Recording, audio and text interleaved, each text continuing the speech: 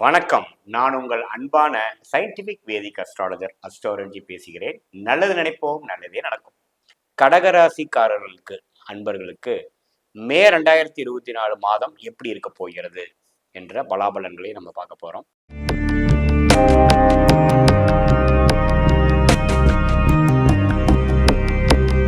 ஆண்டு கிரகம் என்று சொல்லப்படுகிற ராகு கடகராசிக்கு 9ஆம் இடத்திலும், அதே சமயத்துல கேது 3ஆம் இடத்திலும் நிலைத்திருக்க போகிறார் மே மாதம் முழுவதும். அதே சமயத்துல சனி அஸ்தம சனியாக தொடர்ந்து உங்களுக்கு தொல்லைகள் கொடுத்துட்டு இருக்க போகிற நிலைதான் இருக்க போகிறார். ஆனா இதுல என்ன ஒரு மாறுதல்னா, குரு இதுவரை உங்களுக்கு 10ஆம் இடத்தில் இருந்த குரு லாபஸ்தானம் என்று சொல்லப்படுகிற 11ஆம் இடத்துக்கு இடம்பெறுகிறார் மே 1ஆம் தேதி, மாதத்தின் முதல் நாள். இது ஒரு நல்ல மாற்றங்கள் நிறைந்த ஒரு பயிற்சியாக தான் கடகராசிக்கு உண்டு. அதாவது கடந்த ஒரு வருஷமாக அஸ்தமசனி தாக்கத்தில் மாட்டிக்கொண்டு படாத பாடுபட்டு கொண்டிருக்கும் கடகராசிக்காரர்களுக்கு இது ஒரு நல்ல ஒரு மாற்றமாகும். ஒரு கதவு எங்கோ நமக்கு திறந்துருச்சு, பரவாயில்ல, மன அழுத்தங்கள் பாதி குறையிற அளவுக்கு சில விஷயங்கள் நடக்குது அப்படிங்கிற ஒரு அம்சத்தை கொடுக்கக்கூடிய ஒரு அம்சமாக இருக்குது. ஆனால் குருங்கிறவர் கடகராசிக்கு நம்ம முக்கியமான ஒரு கிரகம். அவர் தான் பாக்கியஸ்தான அதிபதி. ஸோ அவர் 11ஆம் இடத்துக்கு போகிறது பாக்கியங்களை கொடுக்கக்கூடிய ஒரு லைஃப் சேஞ்சிங்கான விஷயத்தை கொடுக்கக்கூடிய அமைப்பு இருக்கு. கடந்த பல வருடங்களாக ஒரு அமைப்பு இல்லாமல் ஒரு விஷயங்கள் இப்போதான் நமக்கு அது மூலமாக வருங்காலம் நல்லாவே மாறப்போகுது, ட்ரெண்டு மாறப்போகுது, சில விஷயங்கள் அடிப்படையிலே மாறப்போகுதுங்கிற மாதிரி சில மாற்றத்தை கொடுக்கக்கூடிய ஒரு குரு பயிற்சி இந்த கடகராசிக்காரர்களுக்கு ரொம்ப தேவைப்படுற பயிற்சியாக இருக்கிறது. ஏன்னா அஸ்தம சனியில் பார்த்தீங்கன்னா கடகராசிக்காரர்கள் உடல் உபாதை, பண பிரச்சனை, வேலை பிரச்சனை, தொழில் பிரச்சனை, படிப்பில் கான்சென்ட்ரேஷன் பண்ண முடியாத பிரச்சனை, எல்லாத்துக்கும் வயசு வித்தியாசம் பார்க்காம கடகராசிக்காரர்கள் கொடுத்துட்டு இருந்தது. வம்புகள் அதிகமாகவும், எதிரிகளின் நடமாட்டங்கள் அதிகமாகவும், எப்போ எது நடக்குமோ, நாளைக்கு எப்படி விடியுமோங்கிற மாதிரி ஒரு இக்கட்டான சூழ்நிலை கொடுப்பது தான் அஷ்டம சனியின் வேலை.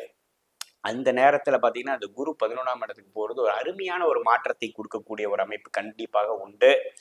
அதே சமயத்தில் மற்ற கிரகங்கள் எப்படி இருக்குன்னு பார்த்தா, புதன் பார்த்தீங்கன்னா இது வரைக்கும் 9ஆம் இடத்துல நீச்சமாக இருந்து செவ்வாய் ராகுவோட சேர்ந்து மாட்டிக்கிட்டு இருந்த புதன் 10ஆம் இடத்துக்கு வருகிறார். அது ஒரு நல்ல ஒரு விஷயம்.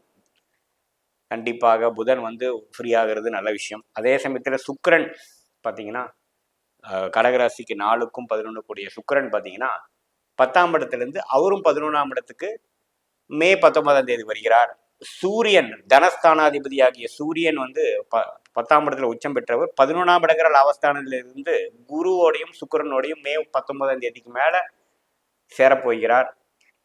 ஸோ மே 14 ஆகக்கூடிய சூரிய பயிற்சியும் நம்ம நல்லா இருக்கு, மே 19 ஆகக்கூடிய சுக்கிர பயிற்சியும் நம்ம நல்லா இருக்கு, மே 10ஆம் தேதி நடக்கக்கூடிய புதன் பயிற்சியும் நல்லா இருக்கு. ஸோ எல்லா கிரகங்களும் பார்த்தீங்கன்னா 10, 11ங்கிற மாறுற அமைப்புல அந்த குரு 11ஆம் இடத்துல இருந்து எல்லாத்தையும் கண்ட்ரோல் பண்ணக்கூடிய அமைப்பு பார்த்தீங்கன்னா அஷ்டம சனியில பாதி தாக்கங்கள் முடிந்து விட்டதுங்கிறதான் நீங்க தெரிஞ்சுக்கணும்.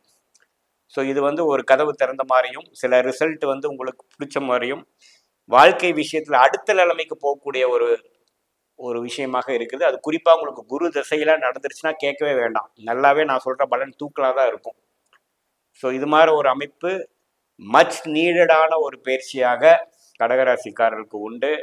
ஸோ இதுக்கு மேலே வரக்கூடிய விஷயங்கள் மாணவர்களாக இருக்கட்டும், நல்ல துல்லியமாக அவங்க படித்த விஷயத்தை கான்ஃபிடண்ட்டாக எழுதி மார்க் வாங்கக்கூடிய விஷயமாகவும், அவங்களுக்கு பிடித்த கோர்ஸ் ஜாயின் பண்ணக்கூடிய அமைப்பாகவும், அதே சமயத்தில் இல்லத்தரசிகளுக்கு பார்த்தீங்கன்னா ஒரு கூட்டு குடும்பத்தில் மாட்டி ஒரு இக்கட்டான சூழ்நிலை இருக்கிறவங்களுக்குலாம் பார்த்தீங்கன்னா ஒரு நல்ல ஒரு விடிவு காலம் கிடைக்கக்கூடிய அவங்களோட ஓன் லைஃப்பை அவங்களுக்கு பிடிச்ச மாதிரி வாழக்கூடிய அமைப்பு கொடுக்குற மாதிரியும், அதே மாதிரி தொழிலதிபர்களுக்கும் பார்த்தீங்கன்னா இது வரைக்கும் பிரச்சனையாக போயிட்டு இருந்த சில விஷயங்கள் நீங்கி அவங்களுடைய பிஸ்னஸ், அவங்களுடைய வியாபாரம் கொஞ்சம் பெருகிற மாதிரியும், லாபங்கள் கைக்கு சேர்ற மாதிரியும் சில விஷயங்கள் உண்டு.